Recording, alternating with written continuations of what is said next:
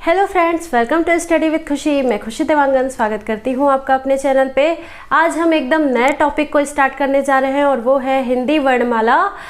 देखिए, हिंदी से भी आपके बहुत सारे एग्जाम में क्वेश्चन पूछे जाते हैं, चाहे वो व्यापम हो, पीएससी प्री हो, मेंस हो या फिर अदर एसएससी टेट, हर टाइप के एग्ज़ाम में हिंदी से आपको क्वेश्चन देखने को मिलेंगे और ये आपके सारे एग्ज़ाम में बहुत यूज़फुल होगा। आज का जो हमारा टॉपिक होगा वो हिंदी वर्णमाला के ऊपर होगा। इसके बाद के भी जो लेक्चर आएंगे, बीच बीच में आपको हिंदी के, हिस्ट्री के, पर्यावरण के, इस टाइप से लेक्चर मिलते रहेंगे। तो अगला जो लेक्चर होगा वो हिंदी विषय से, जो जनरल हिंदी होती है उससे जो भी टॉपिक मोस्टली पूछे जाते हैं उस पर होगा। और आज का जो हिंदी वर्णमाला है ये आपको जो हिंदी व्याकरण से, वर्णमाला से संबंधित जितने भी क्वेश्चन पूछे जाते हैं, चाहे वो सघोष, अघोष, अल्प प्राण, महाप्राण, कंठ, तालव्य, जितने भी टाइप के क्वेश्चन बनते हैं वो आप वीडियो लास्ट तक देखिए। आपसे एग्जाम हॉल में सारे क्वेश्चन जरूर बनेंगे। मैं पूरी कोशिश करूंगी कि आपको कहीं भी कोई कन्फ्यूज़न ना रहे। फिर भी अगर आपको कहीं पे कोई डाउट रहता है तो आप कमेंट बॉक्स में मुझसे पूछ सकते हैं। और अगर इसका पीडीएफ आपको चाहिए तो आप मेरे टेलीग्राम चैनल स्टडी विद खुशी में भी ज्वाइन हो सकते हैं। ठीक है, तो ठीक है, फिर आज का वीडियो स्टार्ट करते हैं। लेकिन हमेशा की तरह मैं बस आपसे यही कहना चाहूँगी कि अगर आपको मेरे वीडियोज़ अच्छे लगते हैं, कंटेंट अच्छे लगते हैं, तो प्लीज़ ज़्यादा से ज़्यादा लोगों तक शेयर कीजिए ताकि मैं भी मोटिवेट हो सकूँ आप लोगों के बीच हमेशा ऐसे यूज़फुल वीडियोज़ लेकर आने के लिए। तो ठीक है, फिर आज का वीडियो स्टार्ट करते हैं। हिंदी वर्णमाला। तो देखिए, सबसे पहले हम ये जान लेते हैं आखिर जो हिंदी वर्णमाला हम पढ़ने जा रहे हैं वो होता क्या है। तो बेसिकली देखा जाए तो जो वर्णमाला शब्द है वो दो शब्दों से मिलकर बना है। शब्द है ना, दो शब्दों जैसे, एक वर्ण दूसरा माला। वर्णमाला, वर्णों की माला वर्णमाला कहलाती है ना। जैसे आपने फूलों का हार देखा होगा, फूलों की माला, मोतियों की माला। तो वर्णमाला में भी वैसे ही, जैसे फूलों की माला में फूल जो है एक धागे से पिरोए हुए रहते हैं ना, माला के रूप में होते हैं, वैसे ही यहाँ जो वर्ण है वो भी क्रमिक रूप से सजे हुए होते हैं ना, इसलिए हम इसे वर्णमाला कहते हैं। और इस वर्णमाला में जो हम वर्ण देखते हैं, आखिर ये वर्ण क्या है, तो आपको वर्ण भी पता होना चाहिए कि आखिर वर्ण क्या है, वर्ण की डेफिनेशन क्या है, हम किसे वर्ण कहेंगे। तो वर्ण क्या है, इसका डेफिनेशन ही आपसे डायरेक्टली पूछा जाता है। देखिए, जो भाषा हम यूज़ करते हैं, चाहे कोई भी लैंग्वेज हो, उस भाषा की सबसे छोटी इकाई जिसकी और कोई टुकड़े नहीं हो सकते, सबसे छोटी इकाई या सबसे छोटी ध्वनि ही वर्ण कहलाती है। जैसे मैंने कहा अ, है ना, तो अ को और नहीं तोड़ सकते, है ना। तो क्या है, ये भाषा की जो सबसे छोटी इकाई है, सबसे छोटी ध्वनि है जिसे और विखंडित नहीं किया जा सकता, वही वर्ण कहलाती है। तो आपको ये चीज़ें याद रखनी है कि ऐसा एक डायरेक्टली एग्जाम में पूछता है कि भाषा की सबसे छोटी इकाई क्या है, तो 4-5 ऑप्शन दे देंगे, उसमें एक वर्ण भी होगा। तो आपको पता होना चाहिए कि भाषा की सबसे छोटी इकाई वर्ण है। ठीक है, वैसे ही अगर ये तो पूरे भाषा को लेकर मैंने बोला कि भाषा की सबसे छोटी इकाई वर्ण है। ठीक है, वैसे ही अर्थ के आधार पर बात करूं तो भाषा की सबसे छोटी इकाई अर्थ के आधार पर, है ना, शब्द होगी। जैसे मैंने कहा, भाषा की सबसे छोटी इकाई क्या है, वर्ण है। सबसे छोटी ध्वनि, सबसे छोटी इकाई कौन सी है, तो वर्ण है। लेकिन जैसे मैंने कहा प, अ, क, तो इसका कोई अर्थ निकलता है क्या? ये सबसे छोटी इकाई तो है, ध्वनि तो है, लेकिन इसका कोई अर्थ नहीं निकलता। लेकिन अर्थ के आधार पर अगर बात करूं तो भाषा की जो सबसे छोटी इकाई होगी वो शब्द होगी। जैसे हमने क, अ, म, इस सब को मिलाकर बना दिया काम, तो काम से अर्थ निकल रहा है माँ, पापा, नाना, नानी, ये सारी चीज़ें हैं जिससे हमें अर्थ मिल रहा है ना। ठीक है, तो भाषा की सबसे छोटी इकाई वर्ण, अर्थ के आधार पर भाषा की सबसे छोटी इकाई शब्द, और भाषा की पूर्णता इकाई वाक्य। ठीक है, सबसे छोटी इकाई, भाषा की सबसे छोटी इकाई वर्ण, अर्थ के आधार पर भाषा की सबसे छोटी इकाई शब्द। जैसे मैंने कहा पानी। ठीक है, पानी से हमें अर्थ समझ में आ रहा है कि पानी है जिसे हम देखते हैं, पीते हैं, है ना। बारिश हो रही है तो पानी गिर रहा है, ये सारी चीज़ें हमें कॉन्सेप्ट क्लियर हो जाते हैं पानी बोलने से कि पानी का एक अर्थ हमारे दिमाग में आता है। लेकिन भाषा की पूर्णता इकाई बोलूँ तो एक वाक्य होगी। जैसे मैंने पानी के साथ जोड़ दिया, पानी पी लीजिए या पानी लाकर दीजिए, है ना। तो उससे हमें समझ में आ रहा है कि उस पानी का करना क्या है ना। तो पूर्णतः जो इकाई है वो क्या है, वाक्य है। सबसे छोटी इकाई वर्ण है। अर्थपूर्ण आधार पर भाषा की सबसे छोटी इकाई शब्द है। ठीक है, जैसा कि मैंने बताया कि जो हिंदी वर्णमाला है वो 2 शब्दों से मिलकर बना है, वर्ण धन माला, है ना। और जो वर्ण है वो क्या है, तो भाषा की सबसे छोटी इकाई ध्वनि है, जिसे हम लिखित रूप में वर्ण के रूप में दर्शाते हैं। ठीक है, वर्ण के द्वारा दर्शाते हैं। तो इन्हीं वर्णों के व्यवस्थित रूप को ही वर्णमाला कहते हैं। और देखते हैं, चलिए, हिंदी वर्णमाला में आखिर कितने वर्ण हैं। ये क्वेश्चन देखने को मिलता है एग्जाम हॉल में, तो आपको कोई कंफ्यूजन नहीं रखना है। मैं जो बता रही हूँ वो आप याद रखिएगा। हिंदी वर्णमाला में कुल 52 अक्षर होते हैं, 52 वर्ण होते हैं। ये तो कुल वर्णों की बात हो गई, क्योंकि अगर एग्जाम हॉल में ऐसा पूछता है आपसे कि हिंदी वर्णमाला में कुल कितने वर्ण हैं, तो आपको 52 पे ही टिक करना है। लेकिन अगर उच्चारण के आधार पर बात करूं या मूल रूप से देखें तो सिर्फ 44 वर्ण होते हैं, लेकिन कुल 52 है ना। पर मूल रूप से 44 होते हैं। जब आप आगे देखेंगे तो समझ में आएगा 44 क्यों बोल रही हूँ। देखिए, 11 स्वर और 33 व्यंजन होते हैं, तो दोनों मिलाकर कितने हुए, 44, है ना। लेकिन कुछ कुछ और वर्ण हैं जो आप अभी मैं आपको बताते जाऊंगी तो समझ में आएगा कि उन सभी को मिलाकर हिंदी वर्णमाला में कुल 52 वर्ण हैं। आपको याद रखना है कितने वर्ण हैं, 52 वर्ण हैं। और मूल रूप से देखा जाए, उच्चारण के आधार पर देखा जाए तो केवल 44 वर्ण हैं, जिसमें 11 स्वर और 33 व्यंजन हैं। ठीक है, कोई डाउट? अगर कोई डाउट होगा तो कमेंट बॉक्स में पूछ सकते हैं। हिंदी वर्णमाला में 52 वर्ण किन आधार पर कह रही हूँ उसे देख लीजिए। कौन कौन से वर्ण मिलकर 52 वर्ण कहलाते हैं, एक बार देखिएगा। तो मैंने बताया 11 स्वर है। ठीक है, तो 11 स्वर, 13 स्वर बोलेंगे आप, 13 स्वर नहीं है। जो अम और आहा आप पढ़ते हैं वो अयोग वाह कहलाते हैं। ठीक है, स्वर नहीं है, वो अयोग वाह है। लेकिन अगर वो दोनों को मिला दिया जाए, अम और आहा को, अयोग वाह को मिला दिया जाए तो 13 स्वर हो जाते हैं। लेकिन अगर एग्जाम हॉल में अगर आपसे पूछे कि हिंदी वर्णमाला में कितने स्वर हैं, तो आपको 11 पे ही टिक करना है।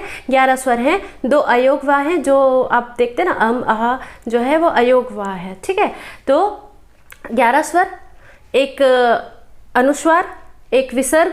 ठीक है, कितने हो गए, 13। वैसे आप काउंट करते जाइएगा, टोटल आपको 52 मिल जाएंगे। ठीक है, 25 स्पर्श व्यंजन। ठीक है, कितना बोला मैंने, 25 स्पर्श व्यंजन। उसके बाद 444। 444 क्या है, तो देखिए, 4 अंतस्थ व्यंजन, 4 संयुक्त व्यंजन, 4 उष्म व्यंजन। ठीक है, 4 हो गए, 4 अंतस्थ, 4 संयुक्त और 4 उष्म व्यंजन और 2 द्विगुण व्यंजन। ठीक है, आगे जाकर मैं सबको डिफाइन करूंगी, तो अभी आपको समझ में आ गया। टोटल सबको जोड़ेंगे तो आपको 52 वर्ण मिल जाएंगे। तो वर्णमाला में कुल 52 वर्ण हैं। ठीक है, और मूल रूप से देखा जाए तो 44 है। ठीक है, अब देखते हैं वर्णों के प्रकार। तो जो वर्ण है उसके 2 प्रकार होते हैं। कितने, 2, एक स्वर, दूसरा व्यंजन। स्वर वर्ण, व्यंजन वर्ण। ठीक है, तो जो स्वर वर्ण है और व्यंजन वर्ण है, इसे मोटा मोटा तौर पर अगर मैं आपको डिफरेंस बताऊं तो क्या है, देखिए, जो स्वर वर्ण है उसके उच्चारण के लिए किसी अन्य वर्ण या किसी अन्य की सहायता नहीं ली जाती। ये स्वतंत्र रूप से उच्चारित होते हैं। ठीक है, बिल्कुल स्वतंत्र होते हैं, किसी अन्य की सहायता नहीं ली जाती। जैसे आप देखेंगे अ, आ, ठीक है, ई, उ, तो ये सभी क्या है, स्वर है। कितने स्वर हैं, 11। इसके उच्चारण में किसी अन्य की सहायता नहीं ली जाती, तो ये स्वर है। लेकिन व्यंजन के उच्चारण के लिए स्वर की सहायता ली जाती है। जो व्यंजन है ये स्वतंत्र वर्ण नहीं है, इनके उच्चारण के लिए आपको स्वर की सहायता ली जाती है। जैसे आपने बोला क, तो क में अ मिला हुआ है, क धन अ। ठीक है, क, ख, सब में अ। ऐसे ही अगर आप कोई भी व्यंजन देखेंगे तो उसमें स्वर की सहायता के बिना हम व्यंजन का उच्चारण नहीं कर सकते। यानी जो स्वर है वो स्वतंत्र वर्ण है, जबकि व्यंजन जो है वो स्वर पर डिपेंड है, उनकी सहायता से बोले जाते हैं। तो ये बेसिक डिफरेंस है स्वर और व्यंजन में। जो स्वर है इनका वर्गीकरण करते हैं, तो इनका वर्गीकरण हम 3 रूप में कर सकते हैं। एक हर्स्व स्वर यानी जो लघु है ना, और एक दीर्घ स्वर, और तीसरा प्लुत स्वर। ठीक है, क्या क्या बोला मैंने, हर्स्व स्वर और दीर्घ स्वर और प्लुत स्वर। क्या क्या होते हैं ये हर्स्व, दीर्घ, प्लुत स्वर, आखिर है क्या? तो देखिए, सबसे पहले हर्स्व स्वर के बारे में। तो जो हर्स्व स्वर हैं इनके उच्चारण में बहुत कम समय लगता है। ठीक है, इनके उच्चारण में बहुत ही कम समय लगता है, इसलिए इसे हर्स्व स्वर कहते हैं। जैसे आप देखेंगे अ, ठीक है, अ, ई, उ। ठीक है, अ, ई, उ, ये सभी क्या है, हर्स्व स्वर है। जो छोटा अ देखते हैं, छोटा ई देखते हैं, छोटा ऊ देखते हैं, ये तीनों क्या है, ह्रस्व स्वर है। वैसे ही अगर दीर्घ स्वर की बात करूं, ठीक है, दीर्घ स्वर की बात करूं तो जो दीर्घ स्वर है उसके उच्चारण में ह्रस्व स्वर के उच्चारण से दुगुना समय लगता है, यानी 2 मात्राओं के उच्चारण का समय लगता है। जैसे आपने देखा छोटा स्वर का अ तो बड़े वाले स्वर का आ डबल टाइम लगा, है ना। बड़ा आ जो है, बड़ी ई जो है, बड़ा ऊ जो है, ये सभी दीर्घ स्वर हैं, ठीक है। और ये जो दीर्घ स्वर है जो मैंने बताया, इसमें जो ए ओ औ ये जो आप देखते हैं ना, इसे संयुक्त स्वर भी कहा जाता है। क्यों? देखिए जो छोटा ए है ना, वो अ, छोटा अ और ई, छोटा ई, है ना, दोनों के मिलने से बना है ए, ठीक है। 2 स्वर से मिल रहा है इसलिए इसे संयुक्त स्वर कहते हैं। अ और ई से मिलके बना ए। वैसे ही अगर ओ को देखें तो ओ भी कैसे बना है, अ और ऊ, ठीक है, अ और ऊ के मिलने से बना है ओ। तो ये संयुक्त स्वर है, कौन कौन सा, ए ओ औ, ठीक है, ए ओ औ, ये 4 संयुक्त स्वर हैं। तो ह्रस्व स्वर में बहुत कम समय लगता है और दीर्घ स्वर में ज़्यादा समय लगता है, ठीक है, डबल समय लगता है हर स्वर की तुलना में। अब प्लुत स्वर क्या होते हैं, तो देखिए जिन वर्णों के उच्चारण में ह्रस्व दीर्घ इन वर्णों की तुलना में और भी कई गुना ज़्यादा समय लगता है, इसे प्लुत स्वर कहते हैं। जैसे आप देखेंगे ओम, जब आप ओम बोलते हैं तो ज़्यादा टाइम लग रहा है, ओम ऐसे खींच रहे हैं ना, तो इस टाइप के जो वर्ण होते हैं इन्हें प्लुत स्वर कहते हैं, जिनके उच्चारण में अन्य 2 वर्णों की तुलना में और अत्यधिक समय लग रहा है, कई गुना ज़्यादा समय लग रहा है, तो ये प्लुत स्वर हो गए। तो आई होप आपको ह्रस्व स्वर और दीर्घ स्वर और प्लुत स्वर समझ में आए होंगे। चलिए अब देखते हैं व्यंजन के बारे में। तो जो व्यंजन है मैंने पहले ही बताया कि ये स्वतंत्र रूप से उच्चारित नहीं होते, अर्थात जिन वर्णों के उच्चारण में आपको 2 ध्वनियाँ सुनाई देंगी। कितनी? 2, है ना। मतलब एक तो खुद व्यंजन की और उसके साथ में जिसकी सहायता से वो बोले जा रहे हैं यानी स्वर, है ना। तो जिन वर्णों के उच्चारण में डबल ध्वनि आपको सुनाई देगी या जो फिर स्वर की सहायता से बोले जाते हैं उन्हें व्यंजन कहते हैं। जैसे आप क, ख, ग, घ, अड़ा जो भी आप देखेंगे इनमें क्या है, अ मिला हुआ है, अ छुपा हुआ है ना। क के नीचे हलंत फिर प्लस अ, अगर दोनों को जोड़ दिया जाए तब हम क का उच्चारण कर पाते हैं, है ना। आप बोल कर देखिएगा, स्वयं प्रैक्टिस करिएगा, आपको समझ में आएगा कि जो मैं बोल रही हूँ वो कहाँ तक सही है, ठीक है। तो हम जब व्यंजन का उच्चारण करते हैं तो इसके लिए स्वरों की सहायता लेते हैं, स्वर की सहायता से बोले जाते हैं। ये स्वतंत्र रूप से उच्चारित नहीं होते, ये व्यंजन कहलाते हैं, ठीक है। तो चलिए फिर व्यंजन का भी वर्गीकरण देख लेते हैं। जैसे हमने स्वर का देखा वैसे ही अब व्यंजन का भी वर्गीकरण देख लेते हैं, क्योंकि इससे भी एग्जाम हॉल में बहुत ज़्यादा क्वेश्चन पूछे जाते हैं। तो जैसे मैंने आपको बताया कि 25 स्पर्श व्यंजन है। कितने? 25 स्पर्श व्यंजन है। आप स्क्रीन पे देख पा रहे होंगे 25 स्पर्श व्यंजन को। तो इसे याद करने के लिए आप ऐसे याद रख सकते हैं, क च ट त प, कचट तप, कचट तप। क्या बोला मैंने? कचट तप। ये जो क है, च है, ट है, त है, प है ना, ये अपने वर्ग का सबसे प्रथम वर्ण है, ठीक है। प्रत्येक वर्ग में 5-5 वर्ण है। क वर्ग में 5 वर्ण, च वर्ग में 5 वर्ण, ट वर्ग में 5 वर्ण, त वर्ग में 5 वर्ण, प वर्ग में 5 वर्ण, ठीक है। प्रत्येक वर्ग में 5 वर्ण है और इधर भी आप 5 देख रहे हैं, क च ट त प, है ना। तो 5 × 5 कितने हो गए? 25। तो ये सभी 25 क्या है? स्पर्श व्यंजन है। तो क वर्ग में कौन कौन से वर्ण आते हैं? तो आप बोलिएगा मेरे साथ, आपको भी याद हो जाएगा, फिर लिख कर देखिएगा, क्योंकि बचपन में पढ़ते हैं उसके बाद भूल जाते हैं ना। तो आपको इसे याद रखना है क्योंकि इधर इधर मिक्स नहीं करना है, ठीक है। तो क वर्ग में कौन से वर्ण आते हैं? क, ख, ग, घ, अंगा। 5 हो गए, क, ख, ग, घ, अंगा। वैसे ही च वर्ग में कौन कौन से वर्ण आते हैं? तो देखिए च, छ, ज, झ, इया, ठीक है। च, छ, ज, झ, इया। वैसे ही ट वर्ण में ट, ठ, ड, ढ, अणा। थोड़ा मुश्किल है लेकिन याद करिएगा, हो जाएगा, ठीक है। ट, ठ, ड, ढ, अणा। ट का हो गया। फिर क्या बोला मैंने? त वर्ग। त वर्ग में कौन कौन से वर्ण आते हैं? तो त, थ, द, ध, न। त, थ, द, ध, न, ठीक है। आप बोलिएगा ऐसे 2-3 बार, आपको याद हो जाएगा, लिख कर देखिएगा, याद हो जाएगा। ठीक है, प वर्ग में कौन से वर्ण आते हैं, इसमें भी 5 आपको मिलेंगे, प फ ब भ म।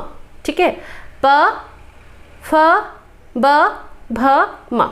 ठीक है, इजी है, याद हो जाएगा, लगता बस टफ है। ठीक है, अभी इन स्पर्श व्यंजन के जो उच्चारण स्थल है उससे एग्जाम हॉल में क्वेश्चन देखने को मिलता है और बहुत ज़्यादा क्वेश्चन पूछे जाते हैं, इसलिए आपको पता होना चाहिए कि कौन से व्यंजन या जो स्पर्श व्यंजन है ना, इसका उच्चारण मुख के किस भाग से होता है।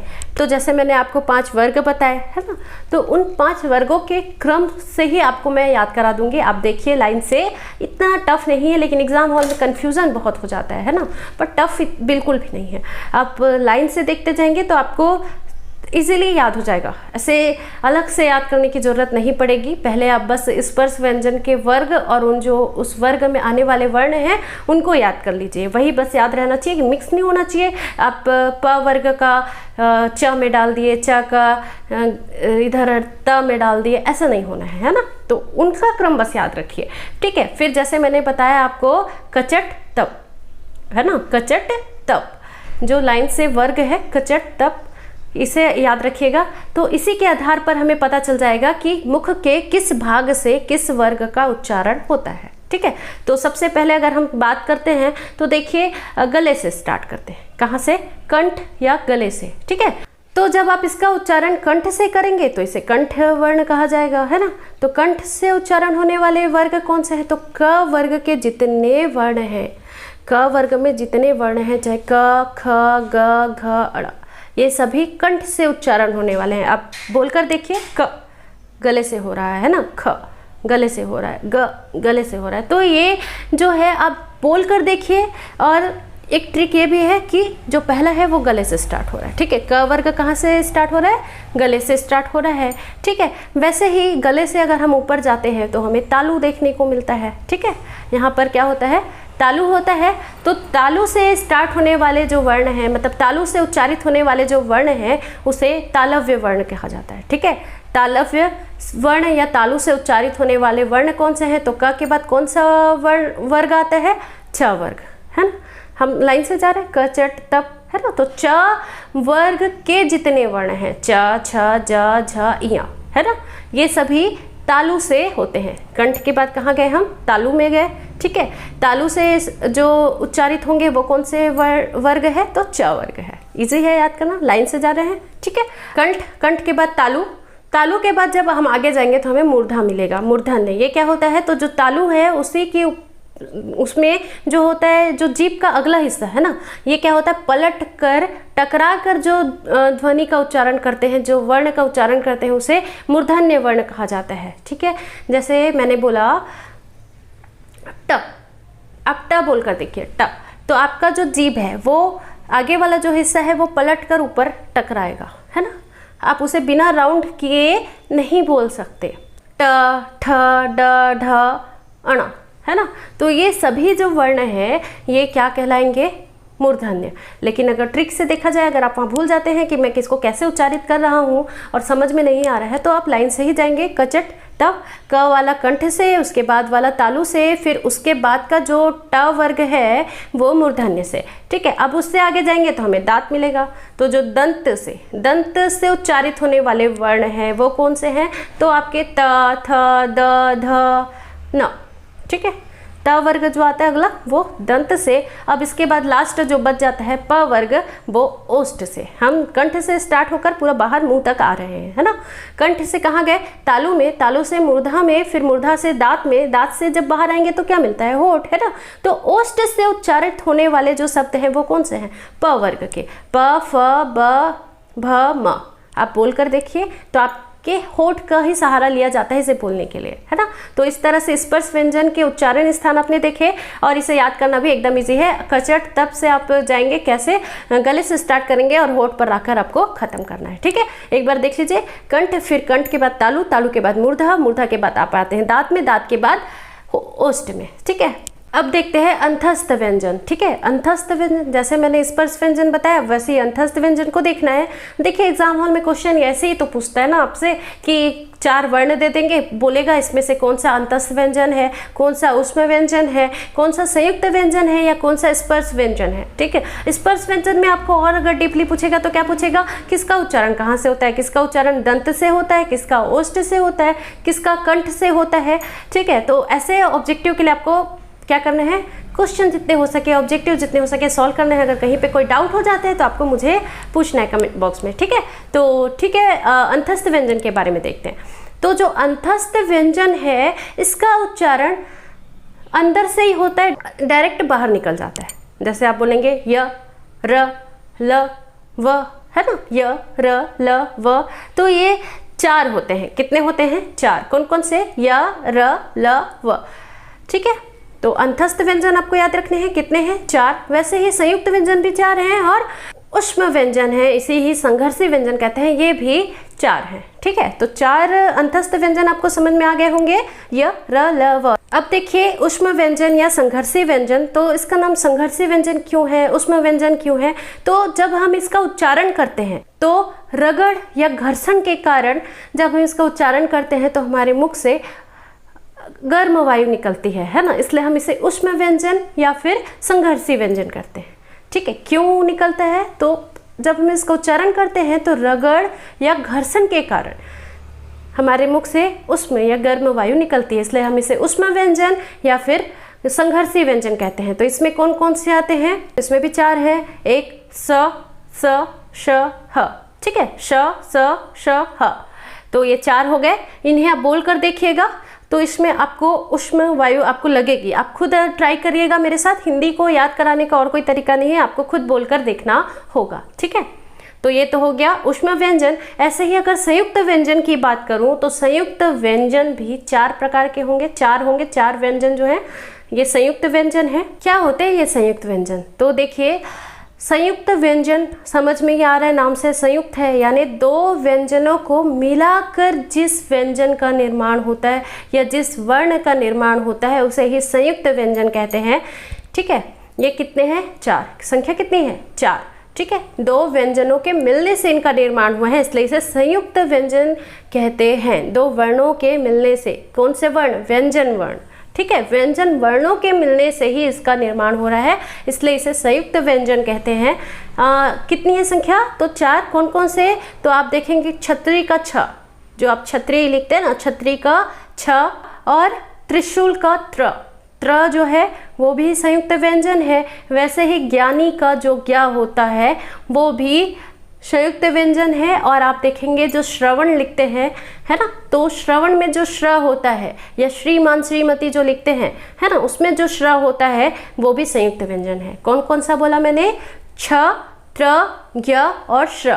ठीक है, तो इससे एग्जाम हॉल में कैसे क्वेश्चन पूछेगा, आपको कोई भी एग्जाम देख लीजिएगा, इससे सिर्फ ऐसे ही क्वेश्चन आपको देखने को मिलेंगे। पहला तो कि इनमें से कौन सा संयुक्त व्यंजन है अथवा नहीं है, तो ये 4-5 ऑप्शन दे देंगे और आपको इसमें से चूज करना है। ठीक है, तो पहले तो आपको याद रखने कि ये 4 जो है ये संयुक्त व्यंजन है। अब दूसरे टाइप का क्वेश्चन क्या पूछेगा कि जैसे ज्ञ है या श्र है या त्र है या फिर जो मैंने बोला छ, है ना, तो जो छ है ये सभी किस व्यंजन से मिलकर बने हैं। जैसे छ का दे दिया, छ किस किस व्यंजन से मिलकर बना है, त्र किस किस व्यंजन से मिलकर बना है, ज्ञ किस किस व्यंजन से मिलकर बना है, या फिर आपका जो श्र है वो किस किस व्यंजन से मिलकर बना है। तो ऐसे क्वेश्चन के लिए आपको पहले से रेडी रहना है और आपको याद रखना है कि जो छ है वो किससे बना है। तो छ किससे बना है, क और जो षटकोण का सा होता है ना उससे, 2 सा और देखा हमने। ठीक है, तो वो सा नहीं है, क और षटकोण के स, इन दोनों से मिलकर बना है छ। ठीक है, अगर आपको याद करने में थोड़ी कठिनाई होती है तो आप इंग्लिश में लिखिएगा KSH। ठीक है, छ का स्पेलिंग ऐसे ही तो लिखते हैं ना आप, KSH, छ, तो के से क्या हो गया, क, SH से श, कौन सा सा, षटकोण का सा। ठीक है, तो ये तो हो गया छ का। ठीक है, वैसे ही त्र की बात करूं तो त नाम से ही लग रहा है, देखिए त्र, त और र लग रहा है ना, त्र, त और र के मिलने से बना है। ठीक है, आप स्पेलिंग लिखेंगे तो क्या आएगा, TRA, त्र। ठीक है, तो त और र से मिला है कौन सा, त्र। वैसे ही अगर ज्ञ की बात करूं, ठीक है, यानी कि जो ज्ञ है उसकी बात करूं, तो ये मोस्ट इंपॉर्टेंट है और कंफ्यूजन इसलिए क्रिएट करता है क्योंकि आप इसे गेस नहीं कर पाते। आपको लगता होगा ग और य, ज्ञ बोल रहे हैं तो ग और य से मिलकर बना होगा, तो ऐसा नहीं सोचना है भाई, ये बिल्कुल गलत है। ठीक है, ज्ञ किससे मिलकर बना है, तो ज, जहाज का जो ज है ना, ज और य से मिलकर बना है ज्ञ। ठीक है, और ये यही आपको कंफ्यूज करता है। त्र तो एकदम सरल है, ठीक है, छ भी समझ में आ गया है ना, लेकिन ये जो ज्ञ है इसे आपको याद करके जाना है, ये ज और इ से बना है। ठीक है, ज्ञ और ग और य से नहीं, ज और इ से बना है। ठीक है, तो ये हो गया ज्ञ। और वैसे ही अगर श्र की बात करूं तो श्र से भी समझ में आ रहा है ना, स और र होगा। बस आपको यहाँ ये जानना है कि कौन सा स है। ठीक है, छ में क और श, ठीक है, क और श, षटकोण का स। ठीक है, षटकोण का श। तो ये हो गया आपका संयुक्त व्यंजन, जिससे एग्जाम हॉल में क्वेश्चन पूछता है, इसलिए आपको याद रखना है संयुक्त व्यंजन की संख्या 4 है और इनके जो किन किन व्यंजन से ये मिलकर बने हैं वो भी आपको याद रखना है। ये एग्जाम हॉल में आपको कंफ्यूज कर सकते हैं। ठीक है, चलिए अब देखते हैं जो अघोष वर्ण है और सघोष या फिर घोष वर्ण। ठीक है, कहीं आपको सघोष देखने को मिलेगा, कहीं घोष देखने को मिलेगा, वो दोनों एक ही है, सघोष बोलूं या घोष बोलूं एक ही है। ठीक है, तो अघोष वर्ण और सघोष वर्ण, इनमें क्या डिफरेंस है, कैसे हम पहचानेंगे कि कौन सा वर्ण जो अघोष है, कौन सा वर्ण है जो सघोष है। ठीक है, तो एकदम बेसिक सा कॉन्सेप्ट है, पहले आप जान लीजिए कि अघोष क्या होता है और सघोष क्या होता है। ठीक है, तो जिन वर्णों के उच्चारण में, जिन भी वर्णों के उच्चारण में हमारी जो उच्चारण तंत्रियां हैं उनमें कोई कंपन नहीं होता, कोई वाइब्रेशन नहीं होता, उसे अघोष वर्ण कहते हैं। ठीक है, क्या बोला मैंने, जिन वर्णों के उच्चारण में हमारी जो उच्चारण तंत्रियां हैं उनमें कोई कंपन नहीं होता, कोई वाइब्रेशन नहीं होता, वो क्या है, अघोष वर्ण है। वैसे ही जिन वर्णों के उच्चारण में, तंत्रिका में है ना, जो उच्चारण तंत्रियां है उसमें कंपन हो रहा है तो वो सघोष वर्ण है। ठीक है, तो मैंने जो स्पर्श व्यंजन आपको बताया, जैसे आपको शो हो रहा है क च तप, है ना, तो ये जो स्पर्श व्यंजन है, ठीक है, इसमें मैंने बताया 5-5 वर्ण है सब में। तो आप देख पा रहे होंगे प्रत्येक वर्ग का जो पहला और दूसरा वर्ण है, ठीक है, प्रत्येक वर्ग का पहला और दूसरा वर्ण, जैसे क वर्ग देखें तो क और ख। ठीक है, क और ख, ये जो है क और ख, ये वैसे ही हर वर्ग का, चाहे आप च वर्ग का देखें तो च और छ, है ना, वैसे ही अगर आप ट वर्ग का देखें तो ट और प, वैसे ही त वर्ग का देखें त और थ। ठीक है, वैसे ही प वर्ग का देखें तो प और फ। तो पहला और दूसरा वर्ण है वो अघोष वर्ण है। आप बोल कर देखिए, इनके बोलने में आपके जो उच्चारण तंत्रियां हैं उसमें कोई कंपन नहीं होता। तो आपको ये भी याद रखना है, ठीक है, कि जो पहला और दूसरा वर्ण है, प्रत्येक वर्ग का जो पहला और दूसरा वर्ण है वो अघोष व्यंजन है। बाकी जो बच जाते 3 है ना, तीसरा, चौथा और पांचवा, जो 3 बच जाते हैं वो सघोष वर्ण है।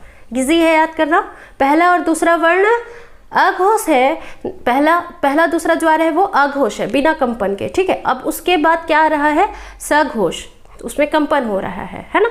ठीक है, इजी है। तो आई होप आपको अघोष और सघोष तो समझ में आ गया होगा। अब आपको एग्जाम हॉल में क्वेश्चन ऐसे ही पूछेगा कि निम्न व्यंजन में से या निम्न वर्ण में से कौन सा अघोष है, कौन सा सघोष है। ठीक है, अब देखिए अल्प प्राण और महाप्राण, ये भी मोस्ट इंपॉर्टेंट है क्योंकि इससे भी क्वेश्चन पूछे जाते हैं कि अल्प प्राण व्यंजन कौन से हैं या फिर महाप्राण कौन से हैं। ठीक है, तो अल्प प्राण और महाप्राण में क्या अंतर है, कैसे जानेंगे अल्प प्राण है महाप्राण है, तो जिन वर्णों के उच्चारण में, ठीक है, जब हम उच्चारण करते हैं तो हमारे मुख से वायु की मात्रा कम निकलती है, उसे अल्प प्राण कहते हैं। प्राण मतलब यहाँ कहा गया है वायु को, ठीक है, क्योंकि हम बिना वायु के जिंदा नहीं रख सकते, वायु ही हमारी प्राण वायु है ना। तो जिस वर्ण के उच्चारण में कम वायु निकलती है उसे अल्प प्राण, और जिस वर्ण के उच्चारण में अधिक वायु निकलती है उसे महाप्राण कहा जाता है। ठीक है, जिस वर्ण के उच्चारण में कम वायु निकल रही है उसे अल्प प्राण, और जिस वर्ण के उच्चारण में अधिक वायु निकल रही है उसे महाप्राण कहा जाता है। तो आप जो देखेंगे स्पर्श व्यंजन का जो पहला वर्ण है ना, हर वर्ग का पहला वर्ण, ठीक है, जो कचट तप मैंने बताया उसके प्रत्येक वर्ग का पहला वर्ण, तीसरा वर्ण, ठीक है, और पांचवा वर्ण, पहला, तीसरा, पांचवा वर्ण जो है वो अल्प प्राण में आएगा और जो दूसरा है और चौथा है वो महाप्राण में आएगा। अगर मैं इसे आपको इजी करके बताऊं तो जैसे ही आप वर्ग स्टार्ट करते हैं ना, जैसे क वर्ग का बोलना स्टार्ट करते हैं तो जो क है वो अल्प प्राण, फिर ख है वो महाप्राण, फिर जो आया ग वो अल्प प्राण, फिर उसके बाद जो आया घ वो महाप्राण, ठीक है, और उसके बाद जो आया अंगा वो अल्प प्राण, है ना। मतलब अल्प प्राण, महाप्राण, अल्प प्राण, महाप्राण, अल्प प्राण, ठीक है, लाइन से है, कोई कंफ्यूजन नहीं है, एक के बाद एक के बाद एक है। अल्प प्राण के बाद महाप्राण, फिर महाप्राण के बाद फिर अल्प प्राण, फिर महाप्राण, फिर अल्प प्राण, है ना। तो जो पहला, तीसरा और पांचवा है वो अल्प प्राण और दूसरा और चौथा है वो महाप्राण, प्रत्येक वर्ग का वर्ण, है ना। प्रत्येक वर्ग का पहला, तीसरा, पांचवा वर्ण अल्प प्राण और दूसरा और चौथा महाप्राण, ठीक है।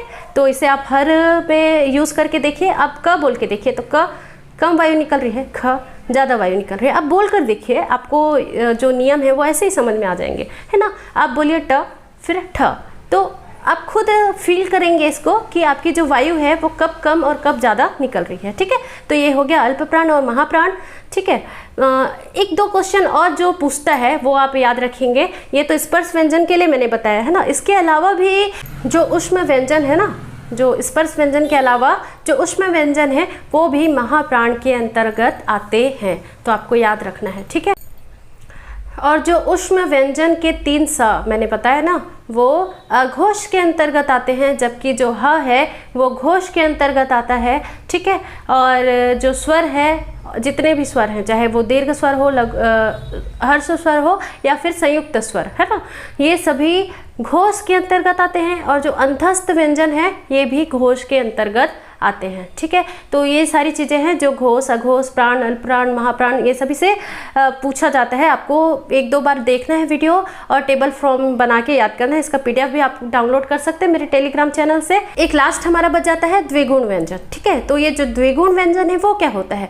संयुक्त व्यंजन तो मैंने आपको बता दिया था और अयोगवाह भी बता दिया था कि अम और आहा को अयोगवाह कहते हैं, और संयुक्त व्यंजन भी अभी मैंने पूरा डिटेल से बताया, ठीक है। लास्ट बच जाता है द्विगुण व्यंजन। तो द्विगुण व्यंजन होता क्या है, ठीक है। तो ये जो द्विगुण व्यंजन है ये ऐसे वर्ण होते हैं जिनका उपयोग उनके नीचे, ठीक है, उस वर्ण के नीचे अनुस्वार बिंदु लगाकर किया जाता है, ठीक है। 2 ही व्यंजन है जो द्विगुण व्यंजन है, जैसे आप देखेंगे ढ और अड़ा, ठीक है, अड़ा और ढ।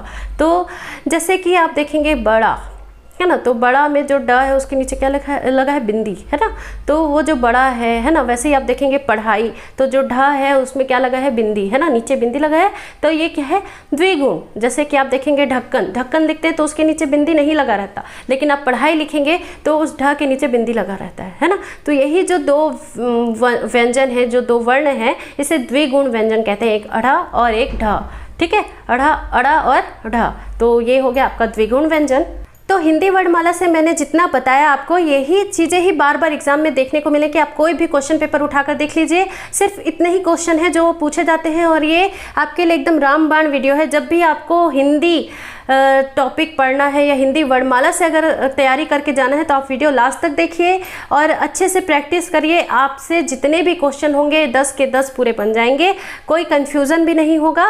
तो वीडियो लास्ट तक देखने के लिए थैंक यू सो मच। अगला वीडियो जो होगा वो हिंदी के ही ऐसे कुछ अच्छे टॉपिक पे होगा जो बार बार एग्जाम में देखा जाता है, आपसे बार बार पूछा जाता है, ठीक है। तो अगर वीडियो आपको अच्छा लगा होगा तो प्लीज़ ज़्यादा से ज़्यादा लोगों तक शेयर कीजिए ताकि ज़्यादा से ज़्यादा लोग मुझसे जुड़ सके और मैं भी मोटिवेट हो सकूँ आप लोगों के बीच हमेशा ही ऐसी यूज़फुल कंटेंट के साथ हाजिर रहने के लिए, चैनल पर बने रहने के लिए थैंक यू सो मच। अगर आपने अभी तक चैनल को सब्सक्राइब नहीं किया है तो चैनल को सब्सक्राइब ज़रूर करें और बेल आइकन को भी प्रेस करना मत भूलें ताकि मेरे वीडियो की नोटिफिकेशन आपको टाइम पर मिलते रहे। तो मिलते हैं नेक्स्ट वीडियो में। Thank you so much.